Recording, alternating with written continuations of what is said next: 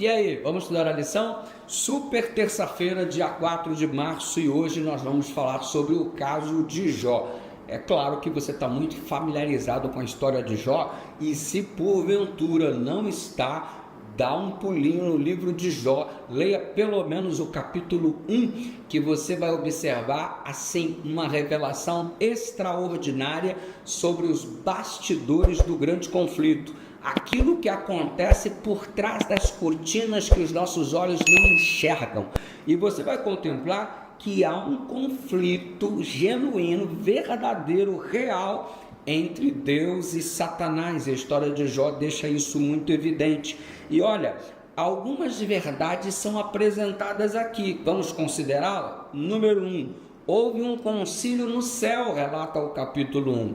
E neste concílio, o inimigo compareceu, meio que como um embaixador do planeta Terra, porque desde que o pecado entrou no mundo a partir de Gênesis capítulo 3, com a queda de Adão e Eva, ele se tornou meio que proprietário disso daqui, razão pela qual a própria Bíblia diz que o mundo jaz no maligno, em que o próprio Senhor Jesus se refere a Satanás como o príncipe desta terra, mas um principado momentâneo que foi interrompido na cruz do Calvário. Todavia, você percebe que neste concílio ele aparece. E o que ele faz?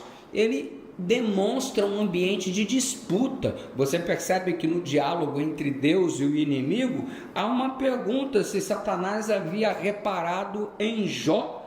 Por que reparar em Jó? Ei, parece um ambiente de disputa entre Deus e Satanás. É o cenário do grande conflito sendo apresentado claramente no capítulo 1 do livro de Jó.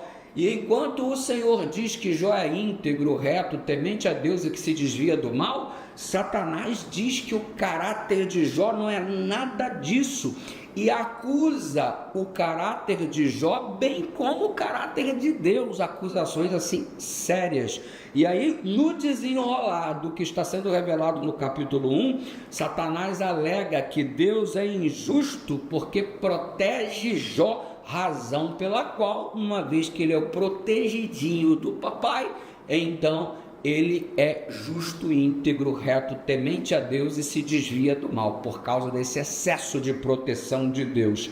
E aí você percebe que o cenário se amplia, as acusações estão evidentes e Deus permite com limites a atuação do poder maligno para que fique comprovado diante do universo, neste concílio celestial, que Deus tinha razão e que Jó de fato era reto, íntegro e temente a Deus. E lembre-se, Deus estabeleceu os limites. Então a história de Jó nos ensina alguma coisa. Existem regras de engajamento no conflito, limites. O próprio Deus não fere as regras que ele mesmo estabelece. A regra do amor, ele não viola o princípio do amor, o fundamento do seu próprio governo. Então, existem parâmetros, existem regras, o cenário é aberto diante dos nossos olhos no capítulo 1, para percebermos que existe de fato uma batalha muito intensa entre o bem e o mal. Mas que bom que Deus é que regulamenta todas as coisas para que nada seja extrapolado.